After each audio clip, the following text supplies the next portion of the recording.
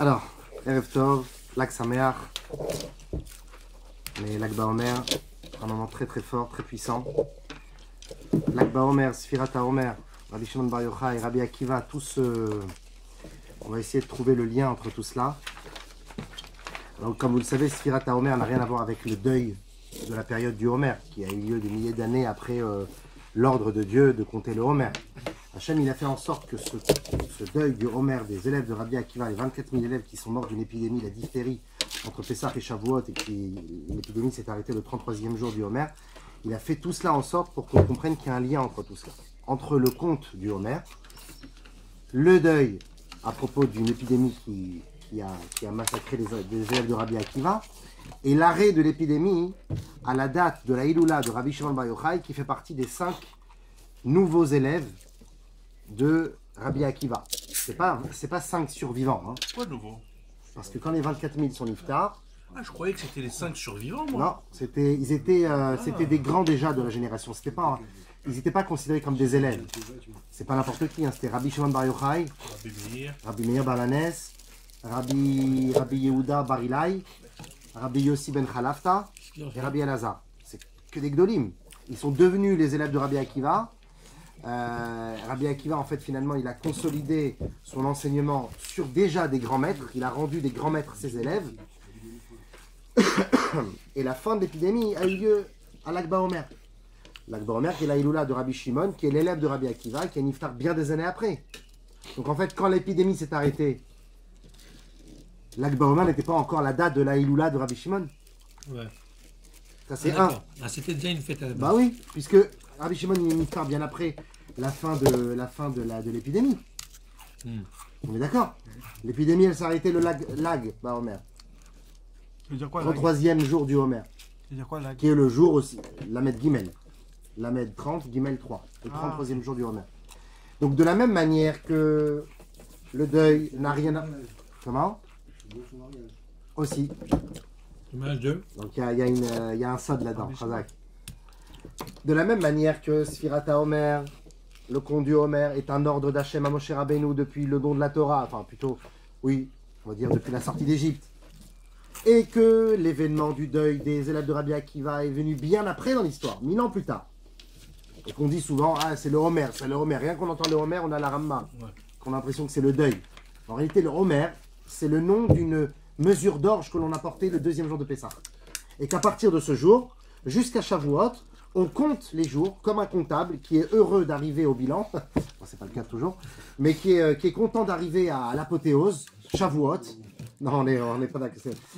Il est heureux d'arriver au paroxysme de la sortie d'Égypte qui est Shavuot, et il compte chaque jour. Encore un jour et encore un jour. Quand est-ce que je vais arriver à ce jour extraordinaire qui est Shavuot? Donc Sfirat HaOmer, c'est un conte de joie, un conte d'élévation, en particulier puisque les 49 jours du Homer font référence aux 49 attributs de l'être humain. On possède 49 façons de se comporter et on les répare. On est metaken à midot, on répare nos midot. Chesed shebe chesed, chesed shebe gvura, chesed shebe tiferet. Et chaque jour, on répare une facette de notre personnalité. Donc finalement, c'est une élévation extraordinaire. Et boum! C'est dévoilé beaucoup plus tard. Oui, bien sûr, mais si c'est dévoilé, c'est que ça a toujours existé. Oui. Et voilà que boum, 1000 ans plus tard, les élèves de Rabbi Akiva sont niftar pendant cette période. Pourquoi? Donc, Quel rapport avec la Sfirat HaOmer, tu veux dire? donc, dans l'ordre d'Akadosh Baruch Hu à Moshe Rabbeinu, le 33e jour, il n'était pas Non, spécial. pas encore, pas du tout. Il n'y a rien de... Il est apparu dans bien l'ordre après. originel. Dans l'ordre originel, il n'y a rien. Il n'y a rien le 33e jour. Tout à fait. On compte 49. Et donc, ce deuil des élèves de Rabbi Akiva, pourquoi il est arrivé? On sait que Rabbi Akiva, son cheval de bataille, c'était Ve'avta l'iracha kamocha. Zeklal gadol vatora. Grand principe, c'est d'aimer son prochain comme soi-même. Rabbi Akiva enseignait l'amour. Comment ses élèves ont pu mourir à cause d'un manque d'amour? Parce que quand la Gemara nous dit de quoi ils sont morts, lo nahagu kavod zelazé, ils ne se respectaient pas mutuellement. Et là, le rabbi, justement, il dit, il n'y a pas marqué qu'ils ne s'aimaient pas. Au contraire, peut-être qu'ils s'aimaient trop. Et quand il y a trop d'amour, parfois le respect est laissé pour compte. Le respect, c'est la patience, la tolérance, l'acceptation de la différence de l'autre. Parfois, quand on aime trop, on veut que la personne qui est devant nous nous ressemble. Parce qu'on veut que l'amour soit complètement fusionnel, soit si à moi, et à la fin, c'est que à moi. Si à moi. Donc, si pas à toi, si à moi. C'est à moi. Donc en fait, finalement, cette annulation de l'autre pour que moi j'existe et pour que l'autre existe à travers moi, qui parfois est appelé l'amour, dans le couple, pour les enfants, le moule, je veux que tu sois comme moi, je veux que tu me ressembles, je veux que tu me fasses honneur. Est-ce que c'est vraiment de l'amour? Donc finalement, l'amour n'a lieu que si avant cela, il y a une base de respect. Le respect, c'est l'acceptation de la différence de l'autre et l'ouverture à un avis différent, à une personnalité contraire et complémentaire à toi. C'est pour ça que dans le couple, la base, c'est le respect. L'amour, l'amour, l'amour. Au début, c'est l'amour, mais ça dure combien de temps? 6 mois. Après, tu arrives à la réalité des choses et les personnalités se renforcent l'une sur l'autre. Et après, c'est parfois des problèmes de shalom bayit. Et l'amour, elle baisse un peu. Comment on renforce l'amour? Par le respect. Moi, je me rappelle quand j'étais bachour, quand je m'étais récemment marié, ma femme et moi, on était très, très amis. On avait l'impression d'être frères et sœurs dès le début. Je vais couper ce morceau. Ah, je plaisante. On était frères et sœurs dès le début, comme ça. Et parfois, ça arrivait qu'on se laissait aller dans le copinage. Mariés, hein, mais on se charriait, on se blaguait. Sarah. Et mon Rav, un jour, il m'a dit, il nous a vus comme ça. N'importe qui dirait, qu'est-ce qu'ils sont mignons. Et mon Rav, il m'a dit, non, tu ne devrais pas. Tu devrais respecter ton épouse, tu devrais savoir quand te taire, quand parler. Il faut l'honorer, comme une reine. Une reine, tu ne parles pas comme ça, une reine. Mais c'est moi, mais je l'aime. Non, l'amour, c'est rien, ça n'existe pas, c'est que du vent. L'amour n'existe que s'il y a le respect. C'est quelque chose de trop subjectif, l'amour. Alors que le respect, c'est quelque chose de concret. Tu respectes quelqu'un dans des actes, dans des faits, dans des paroles. C'est pour ça que à aimer seulement avec son cœur, ça ne sert à rien. Dire je t'aime à quelqu'un ne sert à rien. On aime quelqu'un quand on prouve des choses. Et la preuve ne passe que par le respect. Venir à l'heure, respecter ses habitudes, faire ce qu'elle te demande, ranger tes affaires, toutes ces choses-là, le respect. Et les élèves de Rabbi Akiva étaient tellement remplis d'amour, parce que Rabbi Akiva leur enseignait l'amour, l'amour, l'amour, l'amour, qu'ils n'avaient plus cette notion de honneur, respect, acceptation de la différence. Le Rabbi dit qu'ils étaient tellement attachés à l'enseignement de leur maître, Rabbi Akiva, qu'ils disaient l'un à l'autre, mais non, c'est pas ça, c'est des Rabbi Akiva, tu t'es trompé. Je pense que Rabbi Akiva dit comme ça, et toi ce que tu dis, c'est faux. Viens, on va manger une pizza. Ils étaient copains, ils s'aimaient comme des frères, mais ils ne se respectaient plus. Et donc ce manque de respect a causé leur mort. Ils sont morts de la diphtérie, une mort atroce de la gorge. Et là, tout de suite, on pose la question, pourquoi une mort aussi grave? Il dit parce que Hachem, il dit, c'est exactement là où je veux montrer mon enseignement. On peut penser que le chemin de l'amour, c'est comme les élèves de Rabbi Akiva qui le faisaient, et pourtant c'est exactement pas cela. Puisque c'est vraiment pas cela l'amour doit passer d'abord par le respect, que je suis obligé d'en faire un exemple. 24 000, 12 000 paires d'élèves qui étaient éparpillés dans toute la Judée et même au-delà sont niftar en une période très courte. Et pourquoi ça s'est passé pendant la Sfirat HaOmer, pendant le compte des Midot, etc. Parce que le travail sur ces Midot, la colère, la tolérance, la patience, le contrôle de soi, le lachona, toutes ces choses-là, c'est des Midot, c'est merveilleux de travailler ces Midot. Avodat Amidot, Tikkun Amidot. Mais tant que tu es seul, si tu fais ça dans une pièce fermée avec toi-même, ça ne s'appellera pas un Tikkun. Si tu es avec des Sfarim, tu es en train d'étudier le Tikkun Amidot, tu es en train de lire Tikkun Chatzot toute la nuit et tu pries Hachem pour t'aider, c'est magnifique, Hachem il t'aidera. Mais si tu ne vas pas voir les autres et tu n'apprends pas à te taire quand on t'a poussé à parler et à répondre et à vexer l'autre, et qu'à ce moment-là tu t'es pas contrôlé, bah, tout ce que tu as appris ne sert à rien. C'est sur le terrain qu'on teste les gens. C'est pour ça que la Avodat Amidot ne se fait que quand on est avec les autres. Pourquoi la période de Sfirat HaOmer, c'est précisément dans cette période que les élèves de Rabbi Akiva sont morts. C'est pour nous apprendre comment travailler avec l'autre. Comment exprimer sa différence tout en respectant la sienne de l'autre. Je veux être comme tout le monde, je veux être différent comme tout le monde, mais tout le monde veut être différent, donc je dois accepter l'autre aussi. Donc c'est pour ça que ça se passe pendant cette période de Sfirat HaOmer où on travaille sur ces midot. Et jusqu'à quand ça s'arrête? Jusqu'à l'Akba Omer. Pourquoi l'Akba Omer? L'Akba Omer parce que Rabbi Shimon Bar Yochai, il a vécu 2 périodes dans sa vie. Une vie avant la grotte et une vie après la grotte. Avant la grotte, c'était un grand Talmid Chacham, mais comme beaucoup d'autres. Il était presque comme Rabbi Akiva. C'était son élève. Mais ce n'était pas un élève de base. Rabbi Akiva, il a eu des années pendant 14, même plus, il a eu des élèves. Et Rabbi Akiva n'était pas encore véritablement son élève. Donc Rabbi Akiva, il s'est forgé sans forcément, je crois que c'était Rabbi Yehuda ben Baba, un de ses maîtres à Rabbi Shimon Bar Yochai.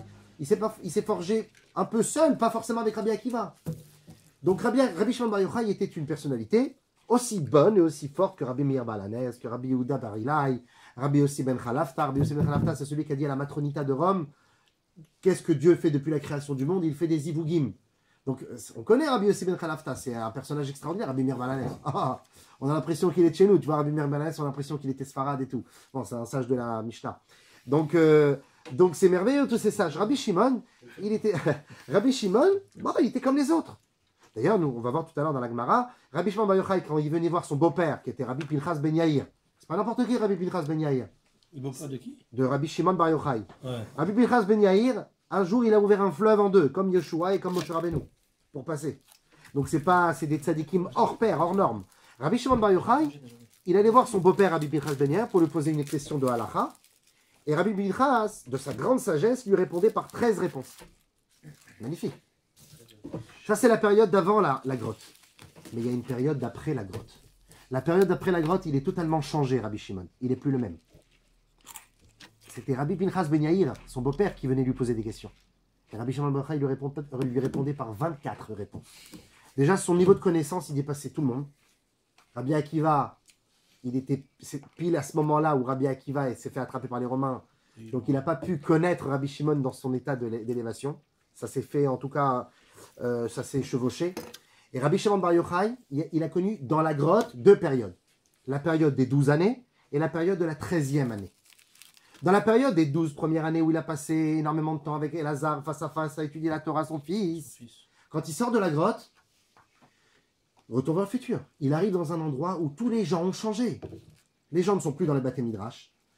Les bancs sont poussiéreux, les tables sont mal rangées, plus personne dans les choules. Les gens sont en train de faire du business, ils sont là avec leur iPhone 8, ils sont dans le monde de la modernité. Avec les Romains, l'empire gréco-romain qui a forgé ses coutumes sur le peuple, dans le peuple de Judée. Rabbi Shimon Bar Yochai, il voit ça, il dit, mais c'est quoi cette génération de fous? Et il a marqué qu'avec ses yeux, tout ce qu'il voyait brûlait. Le feu de Rabbi Shimon, il brûlait. Hachem lui a dit quoi? T'es sorti de ta grotte pour brûler mon monde? Tout ça pour ça. Tu n'as rien compris, re-rentre. Il est rentré une 13e année dans la grotte, 12 mois de plus. On dit 12 mois pour être Metaken, le Geinom qu'il aurait dû avoir, puisqu'une Neshama ne reste pas plus que 11 mois dans le Geinom. Il va rester là-bas 12 mois de plus. Donc, un an de plus. Et là-bas, dans cette grotte, il va rencontrer Eliyahu Hanavi, qui va venir le voir 2 fois par jour pour lui enseigner les secrets que certains sages connaissaient mais ne dévoilaient pas ou ne connaissaient pas aussi affinement que lui, les secrets de la Kabbalah, le Zohar. Pendant 1 an, il a étudié le Zohar. Enfin, c'est lui ensuite qui a écrit le Zohar, mais les enseignements de la Pnimut Torah, Torah Tanistar, la Torah cachée, les mystères. Le passé, le présent, futur, tout était mélangé. C'était un état de malach. Et quand il sort de la grotte, d'abord, il brûle plus personne avec ses yeux. Et au contraire, il rencontre un jeune homme en train de courir, un vieil homme, en train de courir dans la rue, Erev Shabbat, avec 2 branches de myrte. Il dit, où tu vas? Il dit, je vais préparer Shabbat, il est tard. Tu sais, comme dans le lapin, là, dans Alice, c'est pas une merveille. Il est à la montre, comme ça, il est en retard. Allez, je prie de Voilà, il est en retard. Il l'attrape et il lui dit, où tu vas? Et il lui dit, je suis en retard pour Shabbat. Et voici mes myrtes pour honorer Shabbat. Il dit, mais pourquoi tu as besoin de 2 myrtes? Une seule suffirait. Il dit, un pour Shamor et ta Shabbat, et un pour Zachor et ta Shabbat, comme les 2 bougies de Shabbat. Alors, quelqu'un de l'âme de Torah, il sort des Beta Midrash et tout, il écoute cette histoire, il rigole un peu, tu vois, il dit, mais c'est une pauvre juive, simplée d'esprit, avec ses petites branches de myrte, comme ce mignon. Mais bon, on le dénigre un peu, parce que, comme à Tosfot, voir l'Amad. Combien de Tosfot et de Rashi et de Gmarot il a appris? Non, il est mignon avec ses petites branches de myrte, mais voilà. Rabbi Shimon, s'il était dans cet état, comme il était dans les 12 premières années dans la grotte, alors il aurait dit la même chose. Il aurait dénigré ce juif. Mais comme il est resté 1 an de plus et qu'il a appris le sod, il a appris l'envers du décor, il a appris ce que personne ne sait, il a dit, quand il a vu ce juif, il a dit à son fils Elazar, Al-Ze Nehemar, Chavivim Israël. Sur ça, il est dit, chéris son Israël par Hachem. Pour ces petites mitzvot simples. Évidemment, quelqu'un qui est al mitracham, qui pourrait aller chercher des diamants et à la place il fait du pain, on lui en veut. On lui dit, bon, entre-temps, fais du bon pain. Mais il faut que tu penses à ton objectif. Tu es fait pour être un diamantaire. Un Talmid Chacham qui perd son temps, au lieu d'aller dans le Beth Midrash étudier avec des myrtes, on va lui dire, c'est pas ta place. Mais si tu n'es pas un Talmid Racham, ou si tu n'as pas encore ce niveau-là, le peu que tu donnes à Kadosh Baruch Hu, si tu le donnes avec le cœur, ça peut même dépasser ce que le Talmid Racham fait avec sa Torah. Parce que peut-être que ce Talmid Racham avec sa Torah, il ne va pas le faire avec une totale honnêteté, une totale abnégation pour Dieu. Peut-être qu'il va le faire aussi pour son honneur, etc. Alors que ce juif avec les branches de myrte, il est pur, il est simple, comme l'histoire que je vous avais racontée, là, le pain dans le Aaron HaKodesh. Donc, je vous la raconte peut-être, il faut avancer. Donc il lui dit, là, Chavivim Israël, il comprend que le Ham Israël est différent. Et c'est pour ça qu'on fait des feux à l'Akba Omer, parce qu'il y a un nouveau feu qui est apparu. Non plus le feu de la destruction, d'après des 12 premières années. Le feu intérieur, un feu de Kedusha, un feu de Neshama. Ce feu-là, il est comparable, c'est pour ça que le Zohar est comparé à la flamme de la Torah, là, le Esh Torah. Donc cette force-là a été réhabilitée par Rabbi Shimon Bar Yochai dans le monde à partir de ce moment-là. Et donc on va essayer de découvrir qui était Rabbi Shimon, pourquoi Rabbi Shimon est devenu Rabbi Shimon. C'est vrai. Pourquoi Hachem n'a pas choisi Rabbi Meir pour le mettre dans une grotte et lui enseigner toute la Kabbalah. On va découvrir tout ça. Alors pour comprendre cela, regardez petit 1 à gauche, on va voler dans la paracha de... Dans le Chumash Bereshit, Perek Lamed Aleph Pasuk Mem Dalet, c'est la paracha de... Qu'est-ce que j'ai pas envie de dire des bêtises. Vayeshev, il dit comme ça. C'est ça ou pas? Lavan. Il dit comme ça, il dit Yaakov Avinu, il a passé 21 ans chez Lavan. Zarma le blanc. Il était plus noir que blanc, Lavan. Hein. C'était un bon trompeur et tricheur. Yaakov Avinu, il a passé du temps là-bas, il s'est fait bien avoir, mais il a toujours réussi à sortir de ses griffes. Mais ça suffit. Combien Lavan peut le retenir chez lui? Et un jour vient, il prend sa femme, ses femmes, ses enfants, et en cachette, il s'en va, il prend la route, et il va vers Eretz Kenan. Lavan, il entend cela, il prend des mercenaires avec lui, ses enfants, des épées, des arcs. Il le course pendant 3 jours, il le rattrape. Il dit, qu'est-ce que tu fais? Je vais le tuer. Et là, Hachem, il envoie un malach. Il lui dit, si tu touches à un cheveu de Yaakov, gare à toi. Alors il se retient. Mais il va voir Yaakov, il lui dit, je t'en prie, pourquoi tu ne m'as pas dit que tu es parti? Je t'ai tout appris, je t'ai tout donné. Je t'ai appris à boxer, je t'ai appris à... Non, je t'ai tout donné, j'ai été ton beau-père, j'ai été comme ton père. Oui, c'est vrai, tonton, tu as été très gentil avec moi. Mais ça y est, c'est le temps pour moi de partir. À chaque fois, tu me retenais. Maintenant, comme je voyais qu'en te demandant, ça ne marchait pas, je pars sans te demander. Je dis, mais je comprends pas. Bon, allez, d'accord. Veata. Et maintenant, lui dit Lavan, Lecha nichreta berit. Viens, on fait une alliance. Ani veata, toi et moi. Veaya le et beni ou benecha, afin que ça soit un témoignage entre toi et moi. On fait la paix et on se sépare béchalom. Alors Yaakov lui dit, d'accord, on va faire la paix, mais pas à ta manière. Je ne sais pas ce que tu vas m'inventer comme Bérit, parce que les alliances à l'époque se faisaient avec des éléments, des objets. Je ne sais pas ce que tu vas me faire comme Brit, c'est moi qui va décider comment on va faire le Brit, l'alliance. Vaikar, Yaakov, Even. On va voir plus tard que Even, il y a quelque chose d'un secret dans le Even, puisque Yaakov est appelé aussi Even Israël. Yaakov, il soulève la pierre, un genre de monument, paf, il le met sur une colline, et il dit, Vayarimea Matseva, et il monte cette pierre en monument. Vayomer. Vayomer Yaakov le Achiv, et Yaakov il dit à ses frères, de qui on parle, Rashi dit c'est ses fils, c'est pas en fait ses frères, c'est ses fils. On va voir tout à l'heure pourquoi ici Yaakov il appelle ses enfants, sans Binyamin n'est pas encore né, il appelle ses 11 enfants, il les appelle mes frères. Et il dit, tu as une feuille? Et il dit à ses frères, donc il dit à ses enfants, L'actu avanim, rapportez des pierres. J'ai placé moi la base, maintenant c'est à vous de m'aider. Rapportez des petites pierres. Vaikro avanim, ils ont apporté des pierres. Vayasu gal, vayochlu sham à la gal. Ils ont fait un monticule, un sur l'autre comme ça. Ils ont placé une sorte un monticule pyramidal.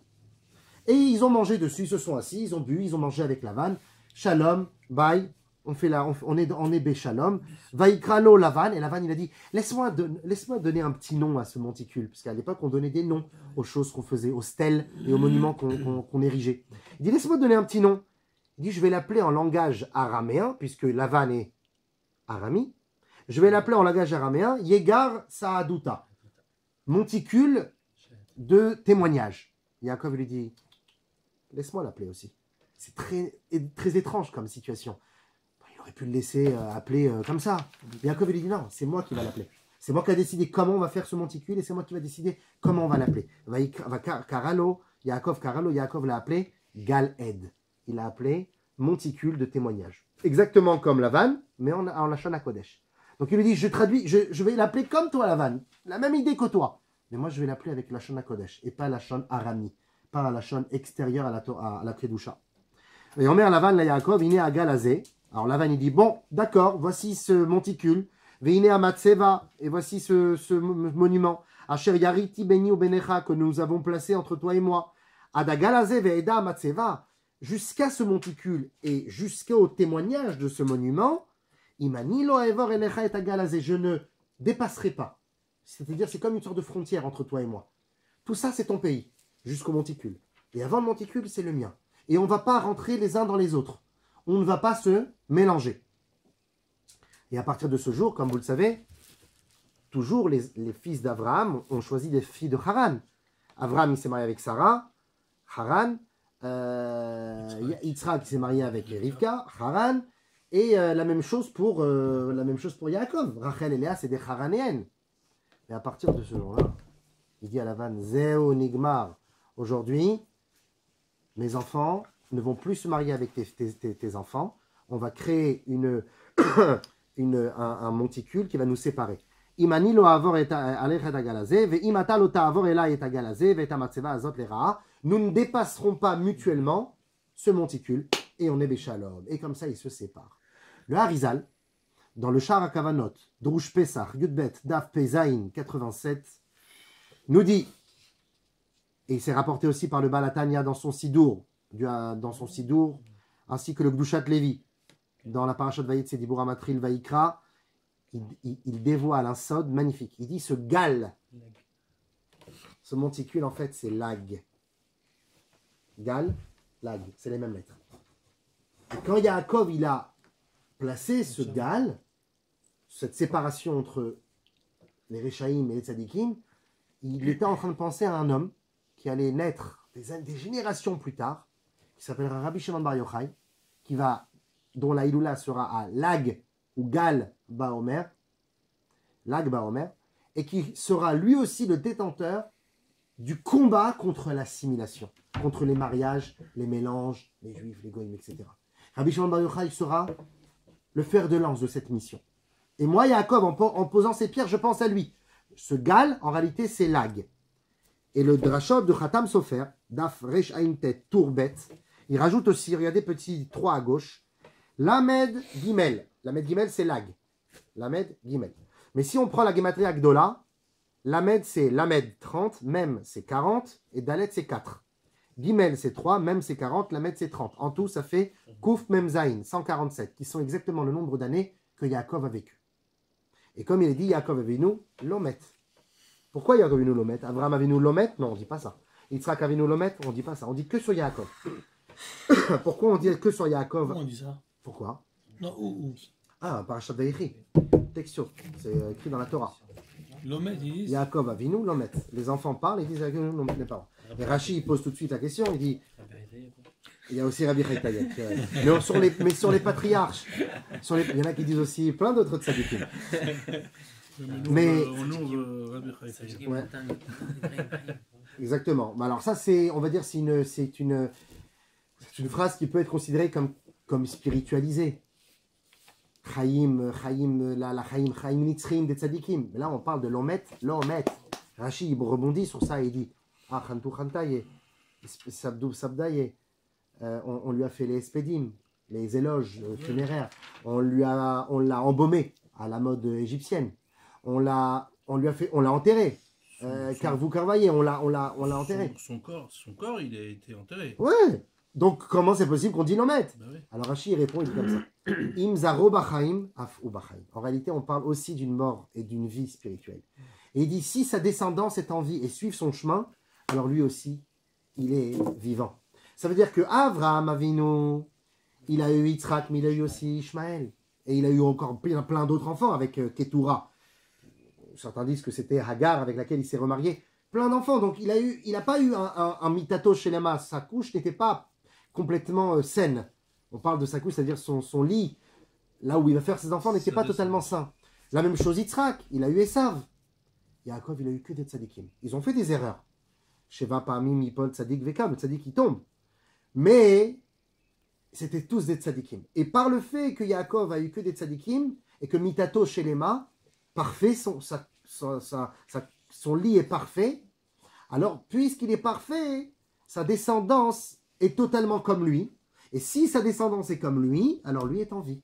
Parce que Imzar O Bachaim, Af O Bachaim. C'est pour ça que Yaakov Avinu est le seul qui est appelé vivant. On aurait pu dire le niftar. Oui, c'est ça. Pourquoi il vient de mettre? On ne meurt pas chez nous, on dit les niftar, on ne dit pas qu'il est mort, on dit Tout à qu'il est fait, niftar. exact. Ici, pour nous dire qu'il n'y a pas de mita pour Yaakov parce que ses enfants, ils suivent son chemin. Maintenant, pourquoi on dit ça? Parce que concrètement, il n'est pas mort. Mais combien d'années il a vécu sur Terre concrètement? 147 ans. Et nous dit le Khatam Sofer que les 147 années qu'il a passées sur Terre, c'est pour préparer la naissance de Rabbi Shimon Bar Yochai, qui est niftar à Lag Baomer, parce que Lamed Gimel Gematria Gdola, ça fait 147. Ça a l'air d'être pour l'instant, waouh, mais ils vont où là? Vous allez voir que plus on va s'enfoncer dans la grotte de Rabbi Shimon, et plus on va découvrir des sodotes. Nous allons donc essayer de comprendre Bessiat Adishmaya, comment Yaakov a préparé Lag Baomer en montant ce gal avec Lavan, en alliance, et quel fut le lien entre Yaakov et Rabbi Shimon Bar Yochai. Petit f. Rashbi a atteint les sphères supérieures dont on a parlé tout à l'heure, s'étant caché 13 années avec son fils, Elazar, dans une grotte. Alors, j'ai lu un midrash intéressant, que cette grotte, c'est la même grotte où quand Moshe Rabbeinu s'est enfui d'Égypte, il n'est pas tout de suite parti à Couche, où il est devenu roi là-bas pendant 40 ans, et même après il est parti chez Tzipora, chez Yitro, mais avant ça il a passé quelques temps dans une grotte cachée. Pourquoi? Parce que cette grotte, c'est pas Stam une grotte, c'est une grotte miraculeuse, c'était tu rentrais dans une autre dimension là-bas.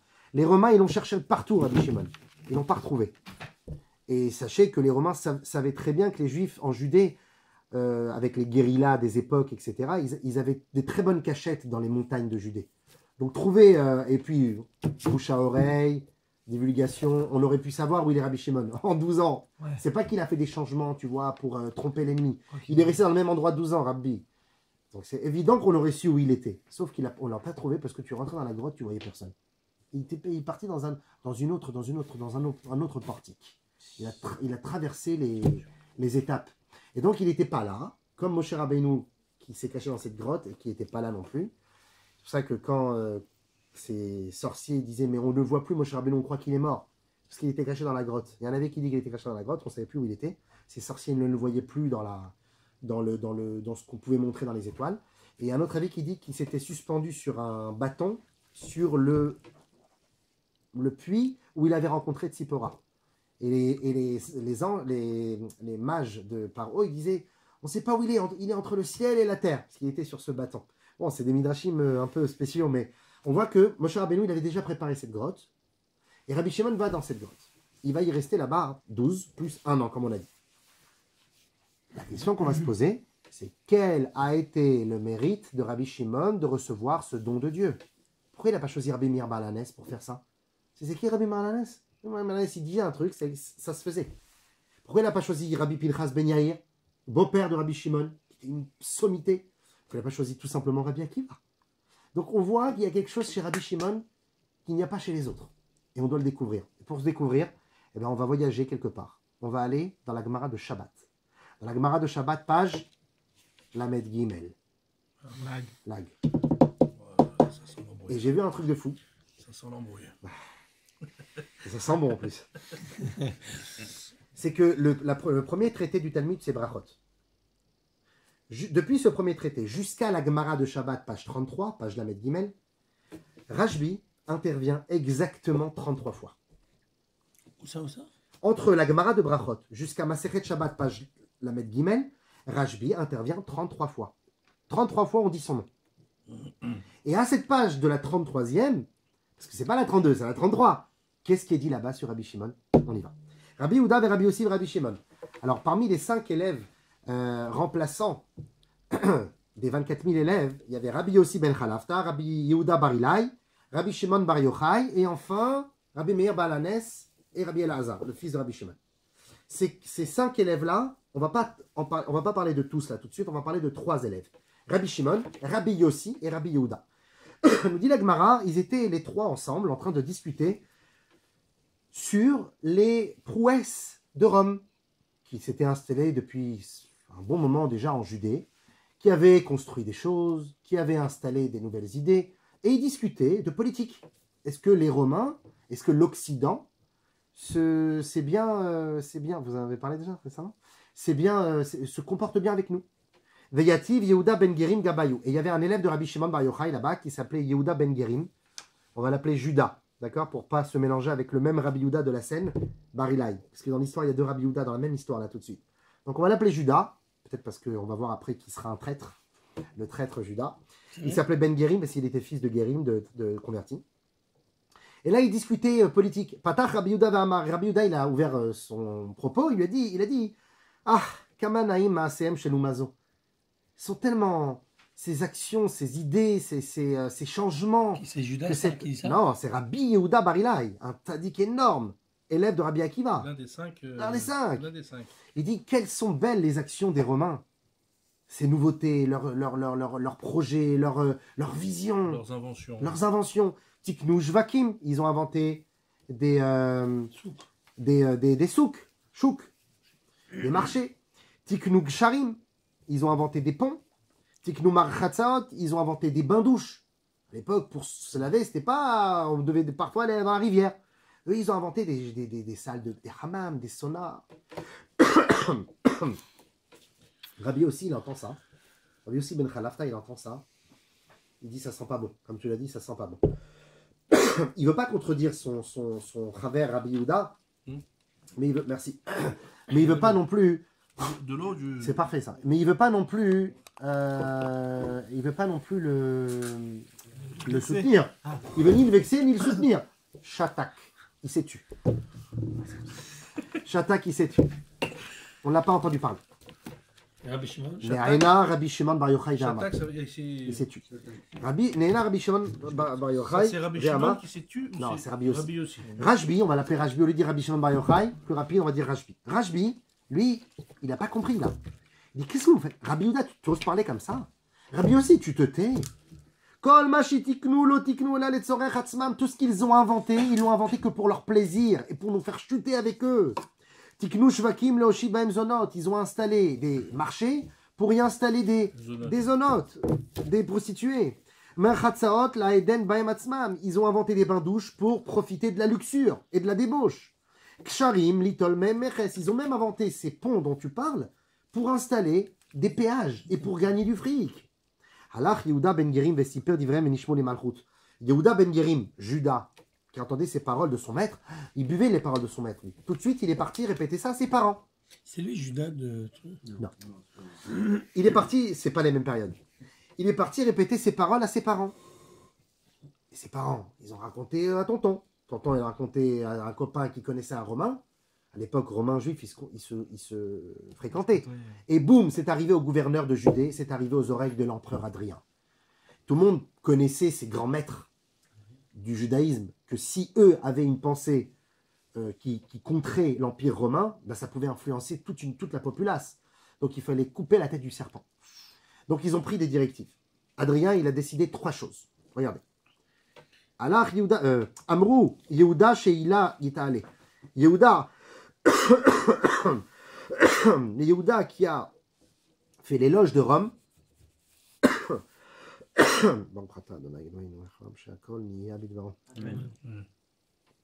Yehuda qui a fait l'éloge de Rome sera monté au rang de porte-parole. Yossi, Rabbi Yossi qui n'a rien dit. On ne sait pas trop où il se tient lui, tu vois, on ne connaît pas sa position. Yigla les Tzipori. Yigla les Tzipori, on va l'exiler. Tzipori, c'était une ville dans le Galil qui était à la frontière israélo-syrienne, je pense. On va le mettre là-bas. Il va s'éloigner de tous ses amis. On ne parlera plus de lui. Rabbi Shimon, chez Gina, Yarig. Rabbi Shimon, lui qui a contré Rome, sera mis à mort. Azlu Tashu Bemarata. Au début, bon, la Gemara raconte qu'ils se cachaient, leurs femmes et leurs filles leur apportaient de quoi manger. Après, petit à petit, ils ont dit, les femmes, elles sont faibles.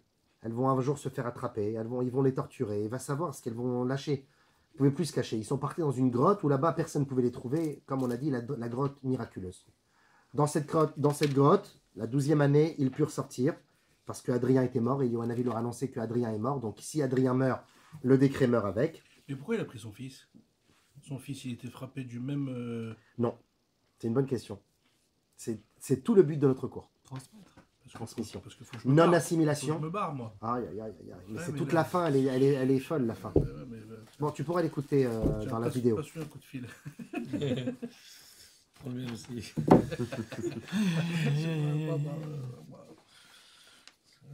est sur le canapé, ça, frère. Ouais. Viens dormir à la maison. C'est gentil, merci.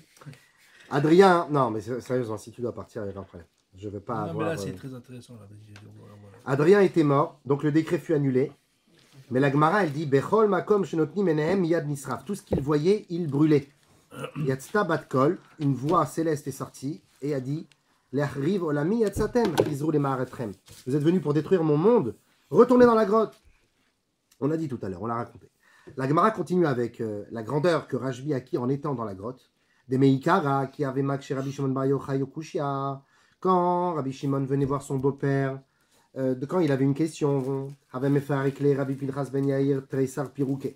Rabbi Pinchas Ben Yair, son beau-père, lui répondait avec 13 réponses. Les sauf, après l'épisode de la grotte, quand il a acquis les niveaux que Rabbi Shimon a acquis, qui a mak chez Rabbi Pinchas Ben Yair Kushiem. C'était son beau-père qui venait lui poser des questions. Rabbi Shimon Bar Yochai Esrim Varba Pirouke. Rabbi Shimon y répondait par 24 réponses. Donc ici dans la grotte, il a atteint un niveau extraordinaire. Et donc, on est en train de révéler, et ça c'est le Zohar Hadash, regardez petit G à droite, le Zohar Hadash, Parashat Kitabo, il révèle en fait que Eliyahu Hanavi vint visiter Rajbi 2 fois par jour pour lui révéler les secrets de la Torah, précisément grâce à quelle chose? Grâce au fait qu'il a défendu l'honneur de la non-assimilation des Romains. C'est-à-dire que parce qu'il a dit à ses amis, Yehuda, Yossi, moi je suis pas d'accord, les marchés, les ponts, les trucs, Réveillez-vous, tout ça. réveillez-vous, vous êtes fous ou quoi? Vous êtes en train de tomber avec eux. Juste parce qu'il a dit ça, Hachem il a dit, toi, poussez-vous tout le monde, c'est toi que je choisis pour lui dévoiler le Zohar. Par rapport au Galaït. T'as le flair. Et il est rapide, qu'est-ce que je te dis? Petit H, la question qu'on va se poser est la suivante. Il est interdit de se mettre en danger. C'est sûr de se mettre en danger. Quand on sait que quand on sait qu'on va mourir, chas de shalom, il est interdit de se mettre en danger. Pourquoi donc Rajbi a osé parler de Rome devant 3 personnes? Quand tu parles devant 3 personnes, c'est plus un secret. Ça va se savoir. C'était pas quelque chose qui s'est dit peut-être, genre à la fin, il en veut pas à Yehuda Ben Gerim, Judas. Non, il peut pas lui en vouloir parce que concrètement, tu as parlé devant 3 personnes. C'est fini. Tu l'as cherché. Donc ça veut dire que Rabbi Shimon, finalement, savait que ça allait se savoir et qu'il l'a fait quand même. Il a parlé quand même contre Rome. Donc il s'est mis en danger de mort volontairement. Parce que la Gemara nous dit dans Arachim Tetzain Amudalef, regardez petit 6, Kol milta de milita beapetlata, toute parole que tu dis devant 3 personnes, leitba mishum lishna bisha. Ça s'appellera pas, toute parole mauvaise contre quelqu'un que tu dis devant 3 personnes, c'est grave, c'est assourd, mais ça s'appellera pas du lachon hara. Pourquoi? Parce que Maïta Makelon a raison, parce que finalement, ça se saura de tous. Comme tu as parlé à 3 personnes, donc comme tout le monde le saura, ça ne s'appellera plus du Lashon Hara. Par contre, tu seras au vert d'un autre Issour qui s'appellera, bon, il y a une marque entre le Ramban et Rabbeinu Bechaya, c'est à ce propos, mais disons que tu seras Chayav de Motzi Shemra. Tu as sali le nom d'une personne, mais ça ne s'appellera pas du Lashon Hara. Bon, c'était juste une parenthèse, juste pour dire quoi? Que quand tu parles devant 3 personnes, c'est fini, ça va se savoir. Et donc Rabbi Shimon Bar Yochai était conscient qu'il allait mourir. Donc il s'est volontairement mis à mort en parlant contre Rome. Et donc la question c'est comment est-ce possible? Réponse est donnée par le Sifri, par Ashot Be'alotra, un vieux midrash, qui dit au nom de Rabbi Shimon Bar Yochai d'ailleurs. Halacha yidua she Esav sonel Yaakov. Il est connu de tous que Esav, sa fonction, c'est de haïr Yaakov. Mais alors pourquoi Hachem renforce cette haine de génération en génération? Alors le Midrash Temura, imprimé dans le Pardes Agadol, un des livres que Rashi a écrit, au nom de Rabbi Akiva d'ailleurs, Perek Temura Kavav, regardez petit 7 à gauche. Pourquoi Hachem il permet la haine des peuples? Vous savez, nous, je suis français par exemple, on en a marre qu'on nous haït, on est là, on sort des pancartes, on manifeste, on dit ça suffit de haïr les juifs, ça suffit, on veut qu'on nous aime. Hachem il te dit, bah t'as rien compris. Pourquoi? Parce que c'est justement la haine des goïms qui fait que tu es juif. C'est énorme, ça fait peur. Et regardez ce que dit le petit 7 à gauche. C'est Rachid qui dit ça? Non, c'est Rachid dans Pardes Agadol, au nom de Rabbi Akiva.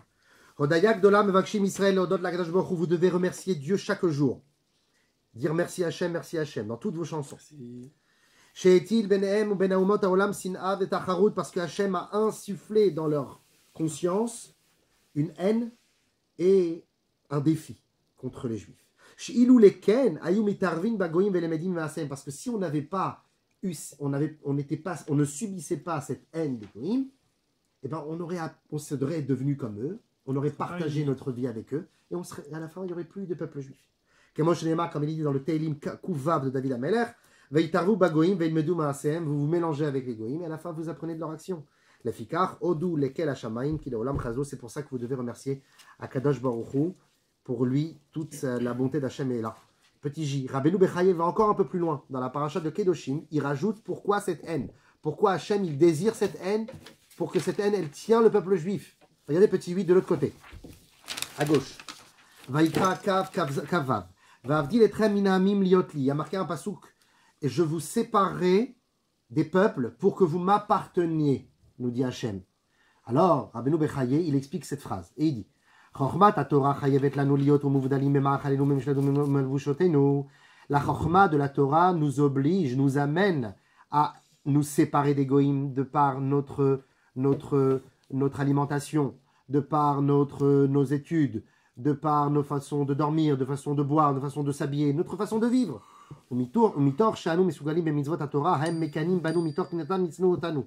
Et par cela, les goïms nous jalousent, qu'on a toutes ces choses-là que eux n'ont pas, et cette jalousie cause la haine. Ou Keinyan, chez Darshu Chazal. Et c'est pour ça que les Chachamim ont dit, ouais, ou Keinyan, chez Darshu Chazal, comme les Chachamim nous ont enseigné dans la Gemara de Shabbat, Petet Amud Alev, 89a, Har Chorev Shmo. Au début, le mont Sinaï ne s'appelait pas Sinaï, il s'appelait Chorev. De la Manikra Shmo Sinaï, pourquoi on l'a appelé Sinaï? Chez Misham Yatsa Sin'a Leovde Gilulim.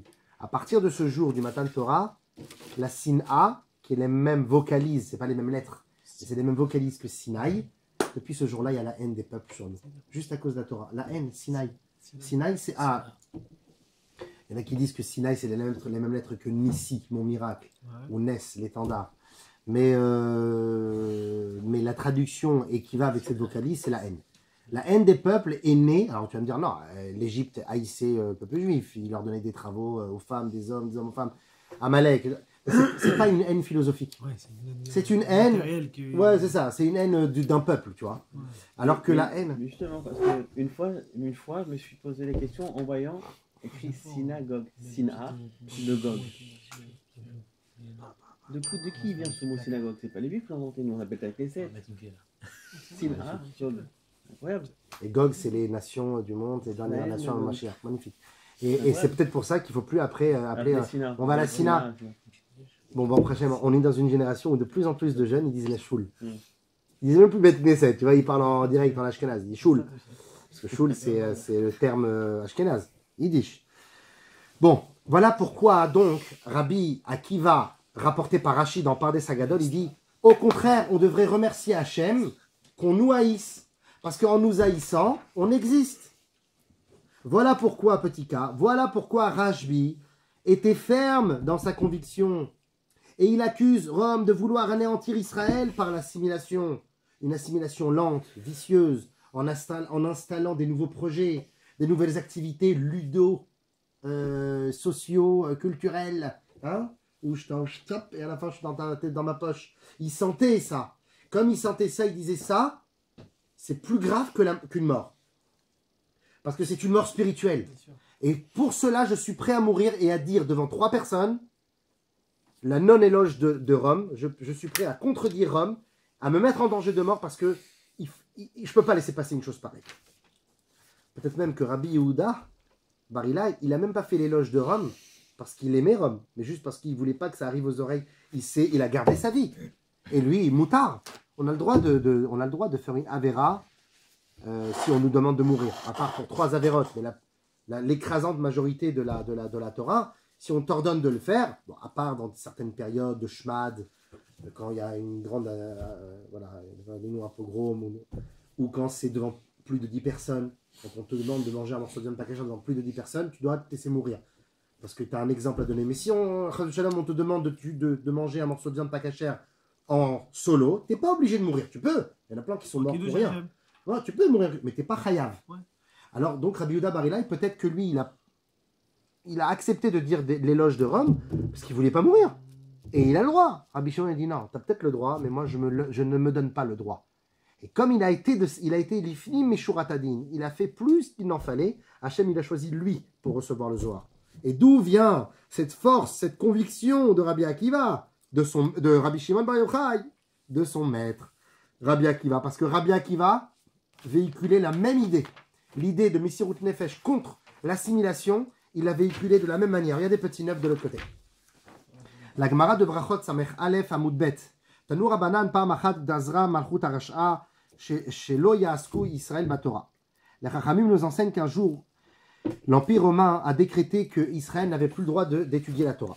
Va Papus ben Yehuda venimtza le Rabbi Akiva Shaya Makil Keilot Berabim Veosek Batora. Un jour, Papus ben Yehuda, un grand dignitaire juif, il est venu voir Rabbi Akiva dans une sorte de grande conférence où il était en train d'enseigner la Torah devant tout le monde, alors que le décret était de ne pas étudier.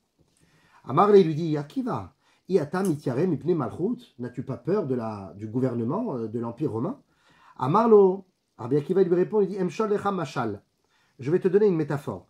Lema davar domé, à quoi la chose ressemble-t-elle? Les shual shaya me'alech al gav anar vera dagim shayu mitkabtzim mimakom lemakom. Amar lahem mipne ma atem borchim, amrulo mipne reshatot shemeviim alenu bnei adam. Un rusé petit renard marchait sur les berges d'un fleuve et voyant les poissons se regrouper dans un seul endroit, il leur dit, de quoi avez-vous peur? Il dit, on a peur des filets et des pêcheurs. Il dit, montez sur la terre ferme et nous vivrons ensemble côte à côte comme nos ancêtres l'ont fait il y a des millions d'années. Alors, à Marlem, les poissons ont répondu Ah non, excusez-moi, le choual continue, parce que j'ai avancé dans ma traduction. Retzonchem shetalu le'abasha venador ani ve'atem keshem shedaru avotai im avotechem amrulo, les poissons répondent. Ataou sheomrim alecha pikuar shebachayot, c'est sur toi qu'on dit rusé comme un renard. T'es pas rusé. Lo piqué arata, et la tipesh ata, tu es idiot. Umma bimkom chayuteinu anu mitiarim, vemakom mitatenu alachat kama vekama. Si nous avons peur de mourir dans un endroit qui est appelé la source de vie pour nous, qui est l'eau, on a peur d'y mourir là-bas à cause des filets. À plus forte raison que de là de l'eau, on va mourir dans un endroit qui n'est pas notre source de vie. Mais Makom, Af Anachnu. Alors Rabbi Akiva, il répond à Papus ben Yehuda et dit, tu vois, ça c'était une métaphore. La même chose pour nous. Shanu yoshvim voskim batorah shekatuv ba kiu chayecha veorech yamecha. Quand nous étudions la Torah, on étudie la vie de Dieu. Kiu chayecha, c'est ta vie. Veorech yamecha, c'est la longévité de tes jours. Car anu olchim umvatlim imena lachat kama vekama. Et si chas shalom on n'étudie pas, on perd notre vie. La Torah, c'est notre vie. Si on n'étudie pas, pas la suite, hein, c'est. Bien sûr. Alors il dit la même chose. Nous vivons grâce à la Torah. Et si nous sortons de l'eau, si on sort de la Torah, on meurt. Alors c'est vrai qu'on va peut-être vivre sur la terre sèche avec des amis qui nous accueillent, genre les Romains, mais c'est plus notre source de vie. C'est-à-dire que petit à petit, on va s'asphyxier là-bas. Un poisson au début, il arrive à tenir avec l'oxygène de l'air. Et petit à petit, il meurt.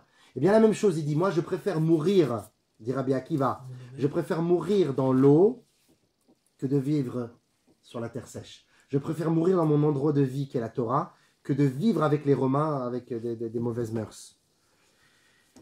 Amrou, lo ayu yamim moatim ad shetafsu ale Rabbi Akiva vechabshu bebeit asurim. Les jours n'ont pas été nombreux avant qu'on a attrapé Rabbi Akiva, qu'on l'a mis en prison.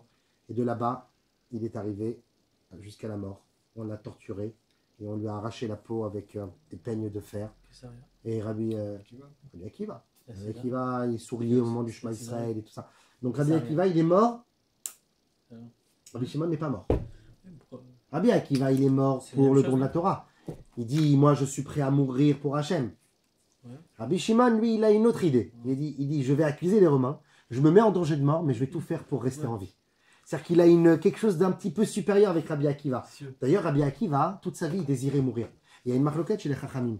Est-ce que c'est bien de vouloir mourir pour Dieu ou pas? On l'avait appris avec l'histoire de Nadav et Avihu, qui désirait monter en extase comme ça chez Hachem la semaine dernière. Ah oui, Mais mourir pour Dieu, j'ai écouté. Ah, tu l'as vu. Mais Mourir pour Dieu, c'est- c'est merveilleux. c'est contre notre. Alors, non, mourir pour Dieu dans un état de fait, évidemment que c'est merveilleux. Mais de chercher la mort, non, Interdit. c'est interdit. C'est pour ça que Rabbi Shimon, lui, il a attaqué les Romains tout en restant en vie. Donc il a quelque chose, entre guillemets, d'un petit peu supérieur à Rabbi Akiva. Mais d'où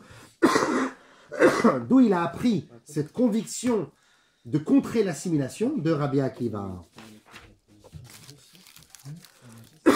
Petit M. Voilà pourquoi Rabbi Akiva était prêt à mourir dans l'eau plutôt que de vivre sur la terre sèche avec l'assimilation romaine qui est une mort spirituelle, comme nous dit le Midrash, Bamidbar Rabba Kafalef, Amarti et Adam Yoter Mina Orgo. Celui qui fait chuter son prochain, c'est pire que s'il l'avait tué. Donc les Romains ne tuaient peut-être pas physiquement, mais ils faisaient chuter les Juifs. Donc c'est pire que se mettre à mort. Voilà pourquoi on dit un jour, c'est pour ça qu'on dit tous les jours dans le Ubal Etzion, Baruch Elokeinu shebaranu lirvodo vivdilanu mnatoim venatan anu Torah temet. Baruch Hashem, que tu nous as séparés, que tu nous as créés, séparés de toutes les autres nations, et tu nous as donné ta Torah de vérité, parce que c'est ça qui nous rend forts. Et Rabbi Akiva, petit Rabbi Akiva lui-même, l'a appris de qui? De Yaakov Avinu. Rabbi Shimon a appris cette force de conviction face à l'ennemi et à l'assimilation de Rabbi Akiva. Rabbi Shimon l'a appelé de son maître Rabbi Akiva. Rabbi Akiva, il a appris de qui? De Yaakov Avinu, qui fut le seul à n'avoir que des enfants de Tzadikim, qui ne se sont pas assimilés. Regardez petit 10. Vaishtachu Israël al Rosh Amita. C'est marqué dans Parashat Vayechi. Israël, Yaakov s'est allongé sur le lit, sur la tête du lit. Pourquoi il y a marqué il s'est allongé sur la tête du lit pour mourir? Pourquoi al Rosh Amita? Et parce que son Mita, son lit, il a toujours été à la roche, il a toujours été la tête. Pourquoi la tête? Parce qu'il a eu que des enfants de Sadikim. Rashi nous dit al Shaita Mitato Shlema Velo Yaba Racha. Son lit était pur, il n'y a jamais eu de rachat qui est sorti de ses enfants. Shari Yosef Melech Haya, Yosef a été roi. Venishba le Ben Goïm, et il a été emprisonné chez les Goïm. Veare ou Omed Betzitko. En fait, Alam Malchut, il est devenu roi, et il est quand même resté tzaddik. Ça va? Donc il est resté. Je fais une pause. Il est resté tzaddik, même s'il a été dans ces conditions-là. Donc finalement, Yosef, il avait tout pour s'assimiler. Et il a tenu face à l'assimilation. Et c'est ce qu'a rendu Yaakov Shalem. Parce que son fils a tenu la loi, la direction nette du juif. Alors Yaakov, il est appelé Shalem. Et cette idée de Shlemut, de contre-assimilation, il le fait contre Lavan. C'est pour ça, petit P, Yaakov éduqua ainsi tous ses enfants et a dû combattre l'assimilation de Lavan, comme il dit dans la Haggadah, Ma Bikesh Lavan. Qu'est-ce que Lavan il voulait? Bikesh, la Hakor et Takol. C'est quoi la Hakor et Takol? Il voulait tout déraciner. Il voulait assimiler les enfants d'Israël. Quand il est arrivé voir Yaakov, Lavan, il lui a dit, les enfants sont mes enfants, tes femmes sont mes filles. Rends-les-moi que je les éduque à la mode de chez nous, que je les transforme à la mode de chez nous. Et là, Yaakov lui dit, non, je ne me laisserai pas faire. Voilà pourquoi ce rachat qui se rendit compte qu'on ne pouvait vaincre Yaakov par la force. Qu'est-ce qu'il a décidé de faire? Soi-disant une alliance. Veata, c'est pour ça qu'il y a marqué Veata. Et maintenant, puisque tu n'acceptes pas mes avances, viens, on fait une alliance, on devient copains. Monte sur la terre ferme, que l'on puisse vivre ensemble, comme le faisaient nos ancêtres, afin de se rapprocher davantage de ses enfants et de les faire chuter. Voilà pourquoi il dit Veata, lechanireta. À présent, changeons de tactique. Essayons l'assimilation lente et vicieuse. Alors Yaakov se protège et il demande à ses enfants quoi? L'actu avanim. Il leur dit quoi? Il leur dit, moi je vais apporter matseva, je vais apporter un even, je vais apporter une grosse pierre. Et vous les enfants, je ne vais plus vous appeler enfants là, vous êtes mes frères. Quoi papa? On était frères. Il dit oui, parce que face à l'assimilation, vous n'êtes plus mes enfants. On est égaux. Vous pouvez chuter autant que je peux chuter. Donc vous êtes achim, vous êtes comme si vous êtes mes frères. J'apporte moi la base, la matseva, et vous allez apporter l'actu avanim. Il appelle ses enfants pour que chacun apporte une pierre. Il veut que chacun participe au combat contre l'assimilation de Lavan. Et qu'est-ce qu'ils font ensemble? Gal. Ils font un monticule. Ils font le lag Baomer. C'est pour ça que Rabbi Shimon sera justement la personne qui va casser l'assimilation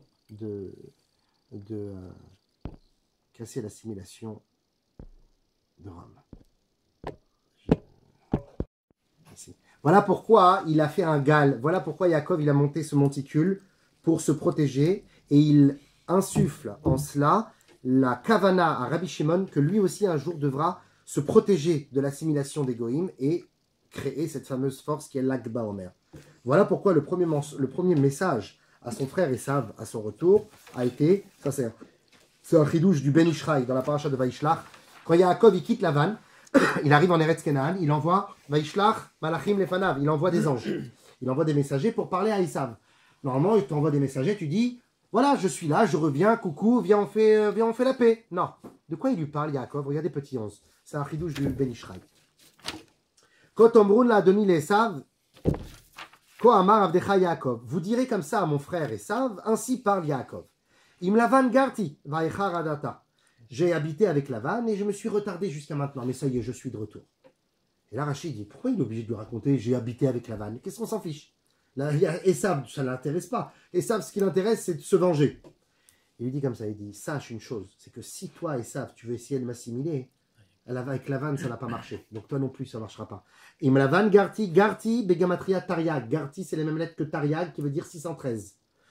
Kelomar, Im Lavan Aracha, Garti, Vetariag, Mitzvot, Shamarti. J'ai habité avec Lavan, j'ai vécu avec lui, j'aurais pu tomber, mais pourtant, j'ai observé les 613 mitzvot. Et regardez, dès qu'il finit, Rashi, Velo lamadeti mima savaraim. Je n'ai pas appris ses mauvaises actions. Je me suis retenu de lui ressembler. Alors, Esav, il tente. Il dit, Vayomar Nasav en alcha ve'elcha nenegdecha. Peut-être veux-tu que l'on fasse le chemin ensemble? Rachid dit, ve'elcha nenegdecha, c'est quoi qu'on fait le chemin ensemble? Beshave lecha, côte à côte. Tu veux on retourne ensemble à la maison côte à côte? Tova zoe selecha, je vais faire une bonté avec toi, je vais te rendre un service. Erich yamai me'alarti, la lechet lehat, kasher atat tsarich, vezo nenegdecha beshave lecha. Je marchais doucement à ton rythme. C'est quoi à ton rythme? Je vais m'habituer à toi. Je vais t'embrouiller, je vais t'endormir et à la fin tu vas devenir assimilé à moi. Béchavé lecha. Et là, Yaakov il chope le mensonge et la tentation de l'assimilation de Esav. Et il lui dit, Vayomar Elav, il dit, Adoni, Yodea, Ki Ayadim Rakim. Pas parce qu'ils sont fatigués, parce qu'ils ne peuvent pas marcher, mes enfants. C'était pas des bébés là, hein. Ils étaient grands les enfants de Yaakov. Rakim, de quelle lignane de Rakim on parle, nous dit le Ben Ishraï? Rakim, ça veut dire ils sont faibles, ils peuvent vite tomber dans l'influence des peuples. Ve'atson, alot alai, vedavkum yom echad, medou kolatson, peut-être qu'ils vont mourir si on marche avec toi. Et le Ben Ishraï dit, ah Yaakov avinu, irgish benezek adavar azeh. Yaakov, il savait le danger que ça pourrait pu être. Ve'amarlo adoni yodea ki aladim rakim, il dit, maître, mon frère Esav, tu sais que mes enfants sont faibles. Que le mariadati lo me'ava ve'tovlev atarotse bekar, tu ne fais pas cela pour mon bien. Et la kavanatra kedelit gaber al zari ou lishlot bam, tu veux les influencer, tu veux les gouverner, tu veux leur apprendre tes mauvaises mœurs. Al kilkul ma'asem, tu veux désagréger leur comportement. Asherit kalkelu mechevrat zarecha, qui vont apprendre de tes amis. Alors il te fait kun amekatagim yom echad medu kolatson. Et là à la fin les accusateurs du ciel viendront, ils diront, t'as vu le Ham Israël il se comporte comme Esav, donc moi je veux pas de ça. Donc je me sépare de toi de Esav et dis je préfère que tu fasses la route tout seul. Mes enfants sont faibles, fais la route tout seul et on ne se revoit plus. Et depuis ce jour-là, il ne revoit plus. Ni Lavan et ni Esav. Donc on voit que Yaakov, lui aussi, il est matzliach dans cette force de non-assimilation. Petit S. Nous allons maintenant découvrir le Chut HaMeshulash, et là c'est la fin. La boucle sera bouclée pour comprendre le lien entre Yaakov Avinu, Rabbi Akiva et Rabbi Shimon Bar Yochai. Ce chidouche va être donné par le Harizal dans le Likutei Torah Parashat Vayechi. Regardez petit 12 à gauche. Il a marqué comme ça que quand Yaakov il était sur son lit de mort, il a béni tous ses enfants, il a attrapé Yosef, il lui a dit, toi Yosef, t'es Bechor Shoro Adarlo, tu es comme un veau, tu es comme un taureau, tu es fort, etc. Il me souviens-toi que tu as eu la tentation de la femme de Potiphar. Tu as failli tomber dans ses mains. Tu avais même envie d'aller avec elle. À la fin, je t'ai retenu, pourquoi? Parce que je me suis placé à la fenêtre, nous dit Rashi, Diokno chez la vive, Niratalo. Là, on avait fait un cours sur ça, vous vous rappelez, à Hanouka. Voilà, l'hologramme de son père, le visage de son père s'est présenté. Yosef, il a vu ça, il s'est retenu. Donc, il a vu l'éducation de son père. Et donc, Yaakov, quand il à son lit de mort, il parle à Yosef, il dit, tu te rappelles de cette scène, Yosef? Midei Abir Yaakov. De quoi tu as été sauvé? De la main de Abir Yaakov, à la main de la puissance de Yaakov. Quelle puissance? La puissance de mon éducation. La puissance de mon éducation, c'est-à-dire que moi je t'ai éduqué dans la voie de la Torah. Tu t'es retenu de tomber avec la femme de Potiphar.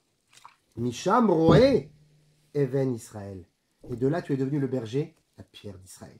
Le Matseva, la pierre que tu as posée, le premier Even que toi, Yaakov, tu as posé, qu'on a pu faire cela. D'où est venue cette force? De moi, Yaakov, Abir Yaakov. Et le Likutei Torah du Harizal, il dit Abir Yaakov, Aleph Bet Yud Resh Yaakov. C'est les mêmes lettres que Rabbi Akiva. Abir Yaakov, c'est Rabbi Akiva. Sauvetage de la tentation de Yosef par l'apparition de Yaakov. Ainsi, le fils est sauvé de l'assimilation grâce au père.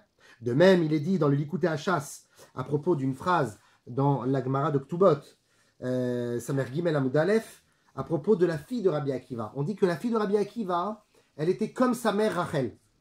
La fille était comme sa mère. Elle était propre comme sa maman. Rachel, la femme de Rabbi Akiva, la fille de Kalba Saboua. Grande Sadeket, c'est elle qui lui a permis d'aller étudier 14 années à la Yeshiva. Alors on nous dit, le Likutei Hachas, je ne vais pas le lire, comme ça on gagne du temps, mais le Likutei Hachas du Harizal, il dit à propos de cette Gemara, pourquoi Rachel est comme sa mère? Il dit parce que Yaakov, Aleph, c'est Akiva. Akiva, c'est la lettre de Yaakov, Aleph. Yaakov, le first, le one, the one. Et Rabbi Akiva, il était comme Yaakov. Yaakov, il a été berger pour son beau-père. Rabbi Akiva, il a été berger pour Kalba Saboua, pour son beau-père aussi, qui était très riche. Yaakov, il s'est marié avec 2 femmes. Rabbi Akiva s'est marié avec 2 femmes aussi. Pas à la même période. Il s'est marié avec Rachel. Ensuite, il a eu Rufina, qui était la fille de Turnus Rufus, un dignitaire romain, qui s'est converti. Pas Turnus Rufus, lui, il restait rachat. Mais Rufina s'est converti. Donc, Rabbi Akiva, il a eu aussi 2 femmes. Et Rachel, qui était la plus grande des tzadékettes, sa fille et elle, c'est-à-dire Rachel, la femme de Rabbi Akiva, et la fille de Rabbi Akiva, les deux ressemblaient à Rachel, la femme de Yaakov.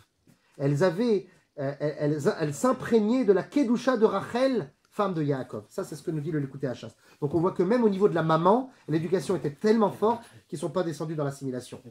Alors maintenant, le chidouche, pour terminer, c'est la goutte qui fait déborder le vase. Ce chidouche est donné par le Chidouché Harim. Le Chidouché Harim, il dit quelque chose de fou. Il dit comme ça.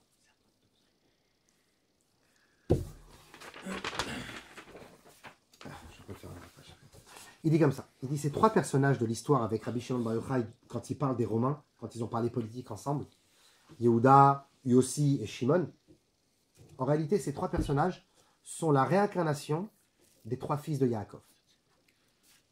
Yehuda, Shimon et Yosef. Yehuda, il a vendu son frère Yosef. Il dit même Ma betsa bedam achinu. Pourquoi allons-nous nous fatiguer avec le sang de notre frère? Parce que Shimon, il voulait tuer Yosef. Yehuda dit non, on ne va pas le tuer, on va juste le vendre. Mais en le vendant, il l'envoie où? Dans l'assimilation. Donc Yehuda, il n'a pas peur de l'assimilation. Il parle même, il fait les éloges de l'assimilation. C'est pour ça que dans sa réincarnation, ce sera Rabbi Yehuda Bar Ilai, qui se nomme comme lui, et qui va aussi faire l'éloge de Rome. Yosef, lui, la seule chose qu'on peut lui reprocher, c'est le Lachon Hara. Parce qu'il parlait sur ses frères. Il rapportait, c'était un cafeteur, hein, il rapportait les paroles des actions de ses frères à son père. Or, on nous dit quoi? On nous dit que la punition du Metzora, du lépreux, ne vient qu'à cause de la lèpre, à cause du Lachon Hara. Et pourquoi le lépreux, on devait le mettre dans une salle pendant 7 jours et qu'à la fin de ce processus, on lui apportait 2 oiseaux, un oiseau qu'on sacrifiait, un autre qu'on faisait voler? Parce que, de la même manière, c'est Rashi, dans Parashat Vayikra, Dalet qui nous dit cela. Il nous dit parce que de la même manière que les oiseaux font cuit-cuit, le Lachon Hara, c'est aussi cuit-cuit. Blablabla, on papote. Alors le tikkun du Metzora, le tikkun du lépreux, ça va être d'amener des oiseaux. Parce que l'oiseau, fait référence à cette facilité de parler sur les autres. Voilà pourquoi le tikkun de Yosef, ça va être Shatak, il s'est tué. Et où il va être exilé? Tzipori, Tzipor, l'oiseau. Shimon Bar Yochai, c'est qui? Son ascendant spirituel, neshamatique, Shimon, fils de Yaakov. D'ailleurs, le Chidush Harim, il nous dit une petite... il dit Shimon ben Yaakov, c'est Shin Bet Yud, c'est les mêmes lettres que Shimon Bar Yochai, Shin Bet Yud. Il dit que ce Shimon-là, c'était un sanguin, Shimon. Shimon, on le reconnaît comment? Dès qu'il y a un problème, il sort l'épée. Shimon, il a entendu qu'une personne gentille, il a, si on peut dire vulgairement, dragué sa sœur, Dina. Quoi? Yaakov, lui, il entend ça, il dit, bon, écoutez, on se calme, on va faire la paix, faites la Brit Mila, on devient la famille. Et là, Shimon, il dit à son père, papa, je ne comprends pas, toute ta vie, tu t'es battu contre l'assimilation. Tu t'es battu contre Lavan, tu t'es battu contre Esav, pour ne pas s'assimiler avec eux. Et là, maintenant, tu acceptes que le Shrem, qui a violenté notre sœur, adhère à notre famille. Je suis pas d'accord. Il a pris Lévi avec lui pour avoir les Lévim, c'était les Dayanim de l'époque. Il prend son épée et il va tuer 24 000 personnes. Ah oui. Rappelez, on avait fait un cours sur ça. Il a tué les 24 000 personnes là-bas de la ville.